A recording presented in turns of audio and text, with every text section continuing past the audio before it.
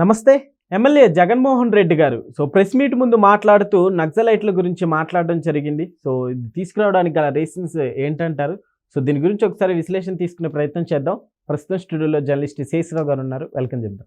Hello sir. Hello. ఇప్పుడు జగన్మోహన్ రెడ్డి గారు వ్యాఖ్యానించిన వ్యాఖ్యలు ఏ సందర్భంలో చేశారంటారు? ఆయన ఇప్పుడు ఆంధ్రప్రదేశ్లో ఉండేటువంటి పరిస్థితులు, ఆంధ్రప్రదేశ్లో ఉండేటువంటి ప్రభుత్వం ఏమి చేయట్లేదు అనేటువంటి ఫీలింగ్స్ తోటి ఉన్నారు. ఆ క్రమంలోనే ఆయన ప్రెస్ మీట్ పెట్టారు. దాదాపు 2 గంటల 43 నిమిషాల పాటు ఆయన మాట్లాడారు ప్రెస్ మీట్లో. ఓకే. దాంట్లో ఆయన ప్రస్తావించినటువంటి అంశాలు ఏంటంటే, చంద్రబాబు నాయుడు గారు అధికారంలోకి వచ్చిన తర్వాత ఏమీ చేయట్లేదు, అలాగే ఉద్యోగాలు ఇవ్వట్లేదు, నిరుద్యోగం పెరిగిపోతుంది, ఉద్యోగాలు ఉండటం లేదు, కాబట్టి నక్సలైట్లు పెరిగే అవకాశం ఉంది అనేటువంటి అభిప్రాయాన్ని వ్యక్తం చేశారు. నక్సలైట్లు పెరగకుండా ఎట్లుంటారు, పెరుగుతారు అనేటువంటి యాంగిల్లో ఆయన మాట్లాడారు. ఒకవైపు ఏమో అమిత్ షా గారు 2026 మార్చి నాటికి మావోయిస్ట్ రహిత భారతదేశం చూడబోతున్నామని ఆయన అనౌన్స్ చేస్తున్నారు. ఓకే. నరేంద్ర మోడీ గారు ప్రధానమంత్రి గారు, అలాగే అమిత్ షా గారు కేంద్ర హోంశాఖ మంత్రి, వాళ్ళ టార్గెట్ ఏంటి? మావోయిస్టులు రహిత, నక్సల్స్ రహిత దేశం కింద భారతదేశాన్ని చూడాలి, భారతదేశాన్ని చూడబోతున్నాము మార్చి 26 నాటికి అని చెప్పి వాళ్ళు చెప్తున్నారు. దాంట్లో భాగంగా దండకారణ్యంలో జల్లెడ పడుతూ ఉన్నారు. హిడ్మాతో సహా ఆల్మోస్ట్ అందరినీ వాళ్ళు ఎన్కౌంటర్ చేశారు.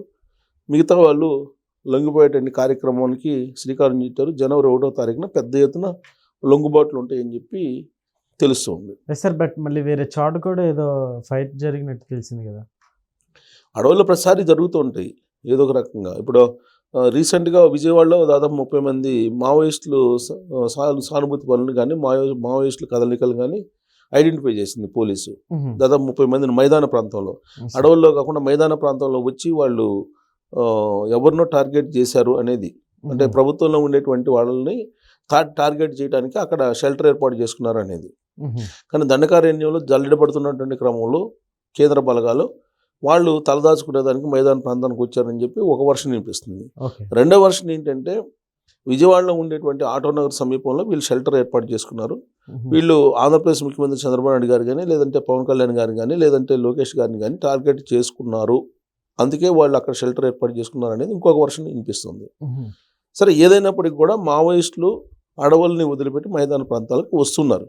అడవుల్లో ఉండలేక దండకారణ్యాన్ని వదిలిపెట్టి వచ్చేస్తున్నారు. దానికి కారణం ఏంటంటే, కేంద్ర ప్రభుత్వం నక్సల్స్ రహిత భారతదేశాన్ని చూడాలని చెప్పి వాళ్ళు ఆపరేషన్ చేస్తున్నటువంటి క్రమంలో నక్సల్స్ పెరుగుతారు, నక్సల్స్ పెరుగుతారు, నక్సల్స్ పెరుగుతారు అనేటువంటి స్లోగాన్ని జగన్మోహన్ రెడ్డి గారు వినిపిస్తున్నారు. ఎందుకు పెరుగుతారు అని అంటే, ఉద్యోగాలు లేకపోతే నక్సల్స్ పెరుగుతారు కదా అని చెప్పి చెప్తున్నారు. అసలు ఎందుకు జగన్మోహన్ రెడ్డి గారు నక్సల్స్ పేరు చెప్తున్నారు అంటే, ఇండైరెక్ట్గా నక్సలైట్లు ప్రోత్సహించేటువంటి కార్యక్రమం అనే దాని మీద ఇప్పుడు చర్చ జరుగుతుంది. యాక్చువల్గా చంద్రబాబు నాయుడు గారు అధికారంలో ఉన్నప్పుడు నేరాల సంఖ్య, లేదంటే నక్సలైట్లకు సంబంధించిన ఎన్కౌంటర్లు ఇవన్నీ ఎక్కువ ఉంటాయి. అదే జగన్మోహన్ రెడ్డి గారు అధికారంలో ఉన్నప్పుడు అంత ఉండవు. కారణం ఏంటంటే, ఈ నక్సలైట్లకు సంబంధించినటువంటి అంశాన్ని కనుక తీసుకుంటే, జగన్మోహన్ రెడ్డి గారికి లేదంటే వైఎస్ ఫ్యామిలీకి ఈ నక్సలైట్లకి మధ్య రాజకీయపరమైన సంబంధాలు ఉన్నాయా అనేటువంటి ఒక చర్చ చాలా కాలం నుంచి జరుగుతుంది. ఎందుకంటే 2004 ఎన్నికల్లో ఉమ్మడి ఆంధ్రప్రదేశ్లో ఎన్నికలు జరిగినప్పుడు దాదాపుగా నల్లమల ఫారెస్ట్ ఆనుకొని ఉన్న నియోజకవర్గాలు 90 నియోజకవర్గాల వరకు ఉంటాయి సుమారుగా.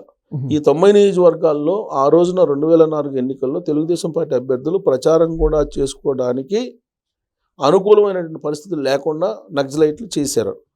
ఆ రోజు తెలుగుదేశం పార్టీకి సంబంధించిన ఎంపీటీసీలని, జడ్పీటీసీలని కానీ, సర్పంచ్ని కానీ అనేక మందిని ఎన్కౌంటర్ చేశారు.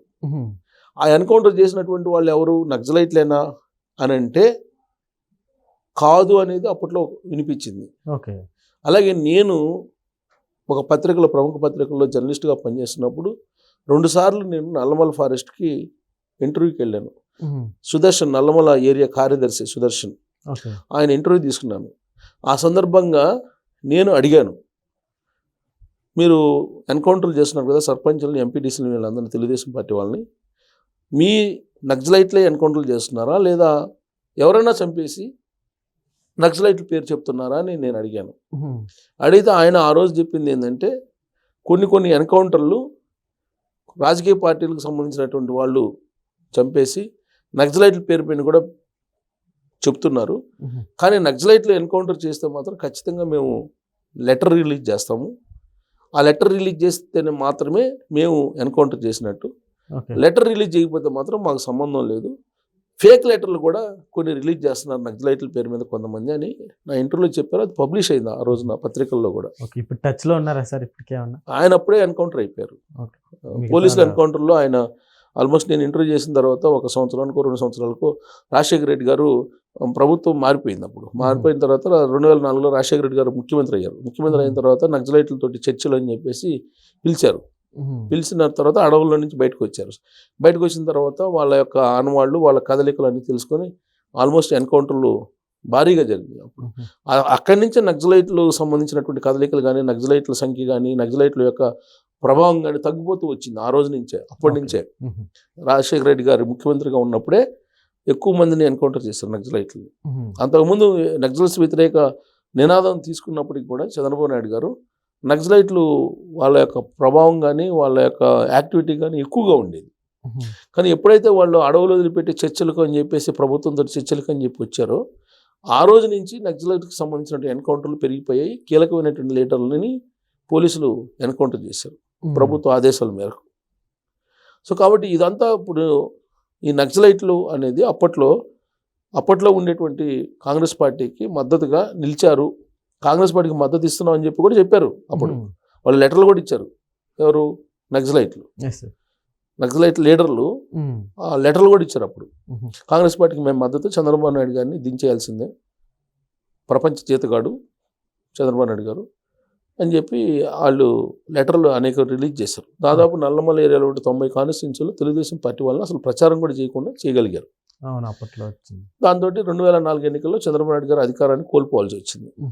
అదొకటే కారణం కాదు, అనేక కారణాలు ఉన్నాయి. కరువు ఇవన్నీ కూడా ఉన్నాయి. చంద్రబాబు నాయుడు గారు ఓడిపోవడానికి అనేక కారణాలు ఉన్నాయి. తర్వాత రాజశేఖర రెడ్డి గారు సీఎం అయ్యారు. సీఎం అయిన తర్వాత ఆయన 2009లో కూడా ఆయనే సీఎం అయ్యాడు రెండోసారి. తర్వాత హెలికాప్టర్ ప్రమాదంలో ఆయన చనిపోయారు. చనిపోయిన తర్వాత జగన్మోహన్ రెడ్డి గారు కాంగ్రెస్ పార్టీ నుంచి బయటకు వచ్చి ఓదార్పు యాత్ర పెట్టుకొని ఆయన రావడం జరిగింది. అయితే అప్పుడు నల్లమల అడవుల్లో ఉండేటువంటి ఒక మావోయిస్ట్ టీము, నక్సలైట్ల టీము, సో కాంగ్రెస్ పార్టీకి సంబంధించినటువంటి వాళ్ళు కొంతమంది ఫ్యాక్షనిస్టులు, రాయలసీమలో ఉండేటువంటి కొంతమంది ఫ్యాక్షనిస్టులు ఈ నాటు తుపాకుల్ని నక్సలైట్లకి ఇచ్చి పెంచి పోషించేవాళ్ళు అనేది అప్పట్లో తెలుగుదేశం పార్టీ అనేక సందర్భాల్లో ఆరోపించింది.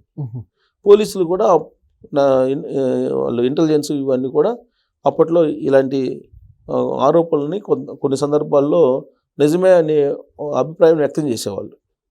సో ఆ తర్వాత పరిస్థితులు మారిపోయినాయి. పరిస్థితులు మారిపోయిన తర్వాత ఇప్పుడు వాళ్ళు జనజీవన స్రవంతిలోకి వచ్చి ఇప్పుడు తెలుగుదేశం పార్టీకి, కూటమి ప్రభుత్వానికి వ్యతిరేకంగా పనిచేస్తున్నారు అనేది వినిపిస్తుంది. మైదాన ప్రాంతంలో మొన్న 30 మంది దొరికారు కాబట్టి. సో ఇప్పుడు వాళ్ళు ఎవరి పక్షాన ఉన్నారు అనేది తీసుకుంటే ఆ రోజున కాంగ్రెస్ పార్టీ, ఇప్పుడు వైఎస్ఆర్ కాంగ్రెస్ పార్టీ పక్షాన ఉన్నారు అనేటువంటి అభిప్రాయం మన విజయవాడలో 30 మందిని అరెస్ట్ చేసిన తర్వాత బయటపడినటువంటి అంశం. సో బహుశా అందుకే జగన్మోహన్ రెడ్డి గారు నక్సలైట్లు పుట్టాలి, నక్సలైట్లు వస్తున్నారు అనేటువంటిది చెప్తున్నారా? ఆయన ఎందుకు చెప్తున్నారు? నక్సలైట్లకి పరోక్షంగా ఆయన మద్దతుగా వ్యాఖ్యలు చేస్తున్నారు. ఇప్పుడు ఆయన అలాంటి వ్యాఖ్యలు చేయటం వెనుక నక్సలిజాన్ని ప్రోత్సహిస్తున్నారా? అంటే కేంద్ర ప్రభుత్వం నరేంద్ర మోడీ గారు, అమిత్ షా గారు చేస్తున్నటువంటి నక్సల్ రహిత భారతదేశం అని ఆపరేషన్ కగార్ని వాళ్ళు ఇంట్రడ్యూస్ చేసి ఆపరేషన్ కగార్ అంటూ ఉంటే దానికి వ్యతిరేకంగా జగన్మోహన్ రెడ్డి గారు వాయిస్ వినిపిస్తున్నారా? దాంట్లో భాగంగానే ప్రెస్ మీట్లో నక్సల్స్ పుడుతున్నారు, నక్సలైట్లు వస్తున్నారు అని చెప్పి అంటున్నారా? పరోక్షంగా ఈయన ప్రోత్సాహం ఏమన్నా ఇస్తున్నారా అనేటువంటి ఒక అభిప్రాయం ఇప్పుడు మళ్ళీ కొత్తగా బయలుదేరింది.